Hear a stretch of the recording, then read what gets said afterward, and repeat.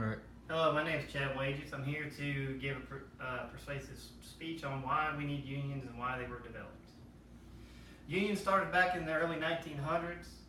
If you've ever seen the old shows where guys are standing outside and one gets hurt or gets sick, they just run them off the job and then bring the next one in line. So labor unions were formed. One of your first labor unions was AFL-CIO, which now is a umbrella that pretty much encompasses all the other unions. The benefits of the union is you have better hourly wages. They're looking for a 40-hour work week, your days off. They actually drove the workforce and the big businesses into where they had to give better benefits and more supportive of the workforce. Now and back then, as they developed it, as they organized as unions, the company was made to start realizing what the workforce does, had to start talking to the union leaders and things like that to get things to come around. And to get a better workforce, everybody on the same pages of each other. The more people you have organized, the stronger you are.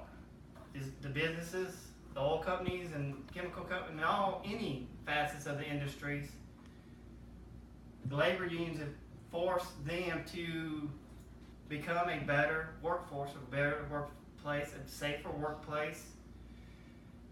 The unions actually spend a lot of their money on lobbyists. Lobbyists that go in front of the government and fight for the right to work, healthcare reform, a lot of that kind of stuff. All it's done is made the whole workforce better. You need the unions to continue, because without the unions, somebody like myself wouldn't be making the money that I have now. Nobody would have the benefits we have now. So if we let them just dissolve over time, we're not going to have them. You start losing them, what's going to happen in your wages? Your wages are going to go down. What's going to happen in your benefits?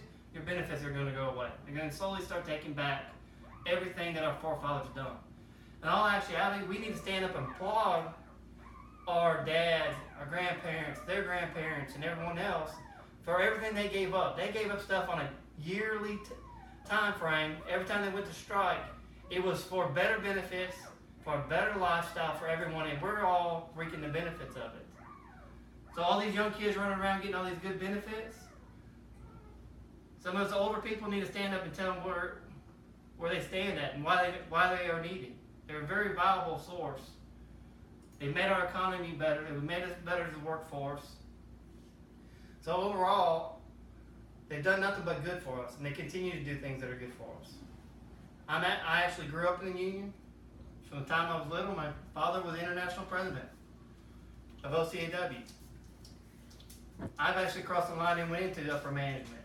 But I still have my benefits and my values of what the union stood for and stands for, and continually needs to get better. We need to continually make our workforce better. So I back them. All of us should back them. We should get our kids involved. Start letting our kids understand why they're there. They're not there just to be there and be complaining and stuff. They're there to... You organize as a group, you're a big group against a big company, you have an equal say. You get rid of that, you have no more say. None.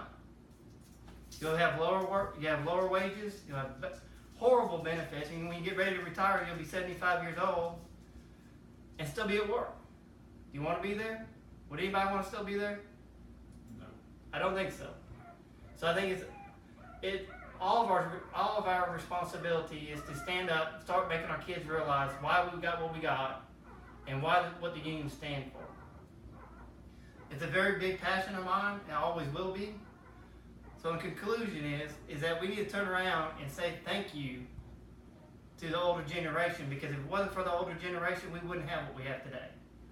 And that goes from the president of a company to the president of the union. That's the only reason why we all do what we do now, and why we have the lifestyles we have now. Because if it wasn't for them, go look at the movies in the 1900s where the people were standing in line, somebody got hurt, they kicked them out, and they put another person in the job. conclusion, the unions are a stronghold. They need to stay around. We need to support them. We are going to hit heads every now and then, but they're very important in our society, and they've been a leader in our societies. So, I'm done with mine. Does anybody have any questions?